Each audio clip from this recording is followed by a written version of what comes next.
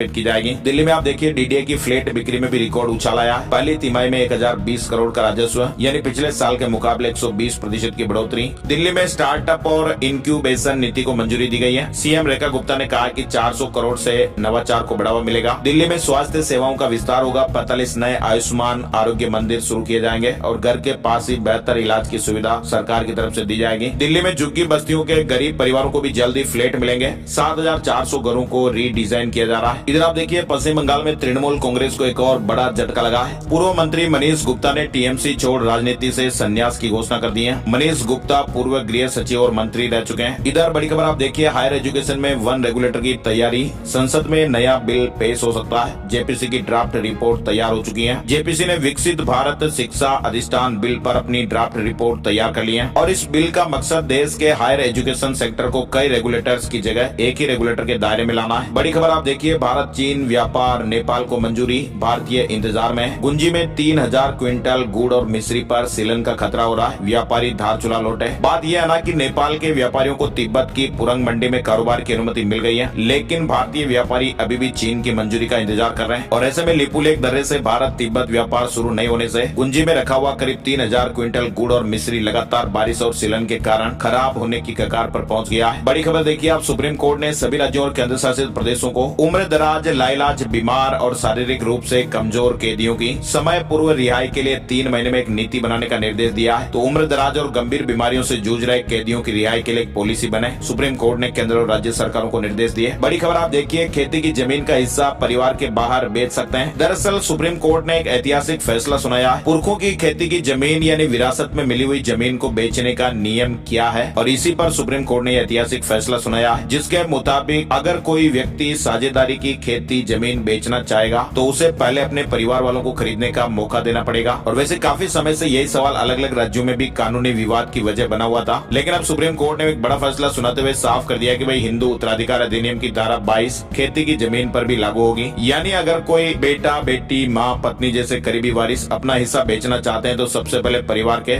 जो अपने निजी है, करीबी है, उनको खरीदने का मौका देना पड़ेगा। हालांकि अगर किसी राज्य में इस विषय पर कोई अलग से कानून है, लागू है, तो वहाँ पर वही कानून लागू होगा। तो देश भर में खेती की जमीन के बंटवारे और बिक्री से जुड़े कई पुराने विवादों की तस्वीर अब कुछ कुछ साफ हुई है ना। और इधर रेलवे कर्मचारियों के लिए एक बड़ी गुड न्यूज आ रही है। घर बनवाने के लिए सस्ते में लोन मिलेगा। रेलवे बोर्ड ने वित्तीय वर्ष 2026-27 के लिए हाउस बिल्डिंग एडवांस HBA की ब्याज दर घटाकर मात्र 7.1% कर दी है। 1 अप्रैल 2026 से लागू होने वाले इस बड़े नियम से, बड़े फैसले से होम लोन की EMI का बोझ काफी कम होगा और ऐसे में लाखों कर्मचारियों को राहत मिलेगी। एक बड़ी खबर आ रही है RBI की रिपोर्ट में यह खुलासा हुआ कि भाई हर 2 में से 1 भारतीय बीच में ही अपना लाइफ इंश्योरेंस छोड़ दे रहा है, यानी मैच्योरिटी से पहले ही लाइफ इंश्योरेंस पॉलिसी छोड़ रहे हैं। बड़ी संख्या में ऐसे लोग हैं। इधर RBI का डिफॉल्टरों को तगड़ा झटका लगा है। अपनी ही जब्त संपत्ति वापस नहीं खरीद पाएंगे। बैंकों को इस तरह के निर्देश दिए गए हैं, यानी वसूली गई प्रॉपर्टी पर RBI का नया नियम, बैंक जब्त संपत्ति अब मूल उधारकर्ता को नहीं बेचेंगे। डिफॉल्टरों को अपनी संपत्ति वापस खरीदने से रोका गया है और ये नए नियम 1 अक्टूबर 2026 से प्रभावी भी हो जाएंगे। इधर रघुराम राजन को यूएस में एक बड़ी जिम्मेदारी मिली है और डोनाल्ड ट्रंप के करीबी के साथ में काम करेंगे। भारतीय रिजर्व बैंक के पूर्व गवर्नर रघुराम राजन अब अमेरिकी फेडरल रिजर्व में अपनी सेवाएं देंगे। US Fed chairman Kevin wars ने उन्हें अपनी टीम में शामिल किया है। इधर बड़ी खबर आप देखिए मध्य प्रदेश के कटनी जिले में देश की सबसे लंबी भूमिगत जल सुरंग अब अपने अंतिम पड़ाव पर पहुंच गई है। 17 साल बाद बनकर तैयार हो रही है स्लिमनाबाद टनल 1450 गाँव को पानी पिलाएगी और देश की सबसे लंबी जल सुरंग बताई जा रही है। इधर बड़ी खबर देखिए आप केंद्र सरकार ने मेडिकल, रेडियोलॉजी और इमेजिंग टेक्नोलॉजी के लिए एकीकृत डिप्लोमा पाठ्यक्रम का ड्राफ्ट जारी किया, यानी एक्सरे, सीटी स्कैन और MRI का एक डिप्लोमा कोर्स भी होगा। रेडियोलॉजी के नए सिलेबस का ड्राफ्ट जारी हुआ है। 17 अगस्त तक सुझाव मांगे गए हैं। चलिए आगे बढ़ते हैं। बड़ी खबर अब आपको राज्यों से जुड़े महत्वपूर्ण अपडेट दिखाते हैं। राजस्थान से शुरुआत करते हैं। हाईकोर्ट ने कहा कि 5 दिन में पंचायत और निकाय चुनाव की तारीख बताएं। राज्य चुनाव आयोग से कहा कि आप क्यों चाहते हैं कि हम अवमानना की कार्रवाई शुरू करें। राजस्थान में दिव्यांग प्रमाण पत्रों के सत्यापन अब नए सिस्टम से होंगे। 7 संभागों में मेडिकल बोर्ड बनेंगे। सरकारी भर्तियों में UDID कार्ड भी अनिवार्य है। तो राजस्थान सरकार ने दिव्यांग प्रमाण पत्रों के सत्यापन की प्रक्रिया को पारदर्शी बनाने के लिए बड़ा फैसला लिया है। अब प्रदेश के सभी 7 संभागीय मुख्यालयों पर विशेष दिव्यांगता सत्यापन बोर्ड और अपीलीय मेडिकल बोर्ड का गठन किया जाएगा।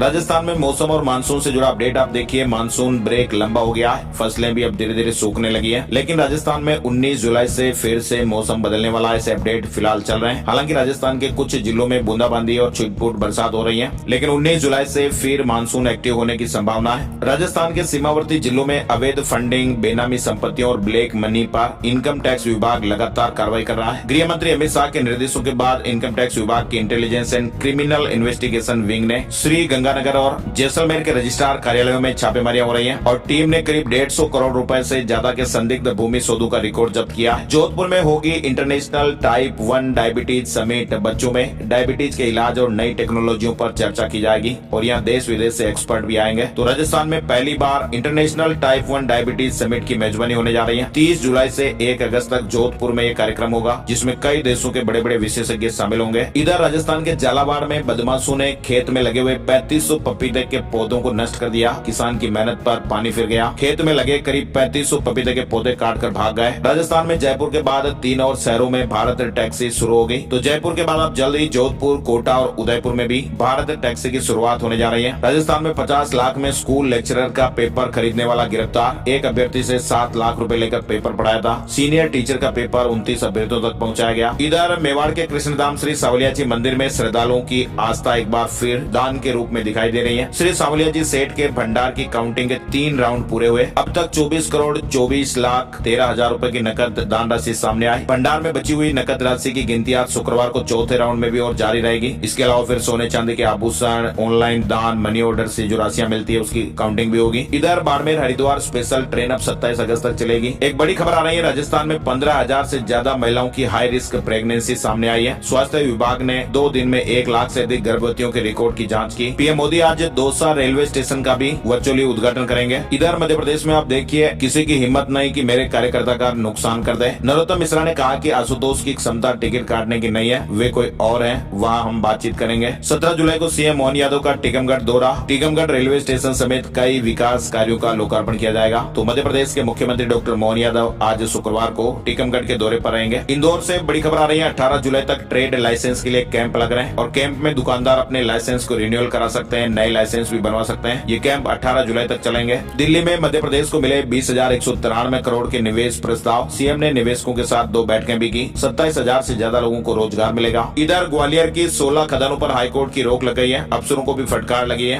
कहा कि जनता के टैक्स की सैलरी लेकर माफिया का काम कर रहे हो। भोपाल में बनी अफ्रीकन स्वाइन फीवर की पहली स्वदेशी वैक्सीन दिल्ली में शिवराज सिंह चौहान ने लॉन्च कर दी है। 2020 में शोरों में रोग की पुष्टि हुई थी। भोपाल में 2 आर्किटेक्ट के लाइसेंस को निरस्त कर दिया गया। नियमों के विपरीत बिल्डिंग परमिशन जारी की थी, जांच के आदेश दिए गए। इसके अलावा देखिए आप, मध्य प्रदेश में 27% ओबीसी आरक्षण पर 7 साल से लंबित विवाद अब निर्णायक चरण में चल रहा है। चलिए आगे बढ़ते हैं। बड़ी खबर छत्तीसगढ़ से जानते हैं। छत्तीसगढ़ में कारोबारियों के अच्छे दिन ईज ऑफ डूइंग बिजनेस अधिनियम 2026 विधानसभा में पारित हो गया है और छत्तीसगढ़ जोखिम आधारित बिजनेस परमिशन व्यवस्था लागू करने वाला देश का पहला राज्य बनेगा। इसके अलावा छत्तीसगढ़ में नए धर्म स्वतंत्रता विधेयक को राज्यपाल ने मंजूरी दे दी है और अब राज्य में इसी नए कानून के तहत कार्रवाई की जाएगी और नए कानून के तहत बल, लालच, धोखाधड़ी या गलत जानकारी देकर धर्म परिवर्तन कराने पर दोषियों को 7 से 10 साल तक की जेल और कम से कम 5 लाख रुपए जुर्माने की सजा हो सकती है। और भी अपडेट आप देख सकते हैं। साथ ही छत्तीसगढ़ हाईकोर्ट ने एक बड़ा फैसला सुनाया है और कहा कि भाई यदि किसी शादीशुदा महिला का दूसरे मर्द से अवैध संबंध है ना, तो वह पति से गुजारा भत्ता पाने का अधिकार खो देगी। तो छत्तीसगढ़ हाईकोर्ट ने बड़ा फैसला सुनाया है। छत्तीसगढ़ में आरटी का आखिरी मौका 22 जुलाई से तीसरा चरण शुरू हो रहा है। इसके अलावा छत्तीसगढ़ में कोई भी BH सीरीज की गाड़ी भी खरीद सकेगा और खरीदार को छत्तीसगढ़ का नंबर मिलेगा। उत्तर प्रदेश से बड़े अपडेट आप देखिए। यूपी में अमित शाह का मिशन 2027। यूपी में बीजेपी ने 2027 विधानसभा चुनाव के लिए मिशन 2027 ब्लूप्रिंट तैयार किया। इसके अलावा NHAI ने कानपुर कबराई ग्रीनफील्ड हाईवे के लिए कानपुर नगर और कानपुर देहात के जिलाधिकारियों को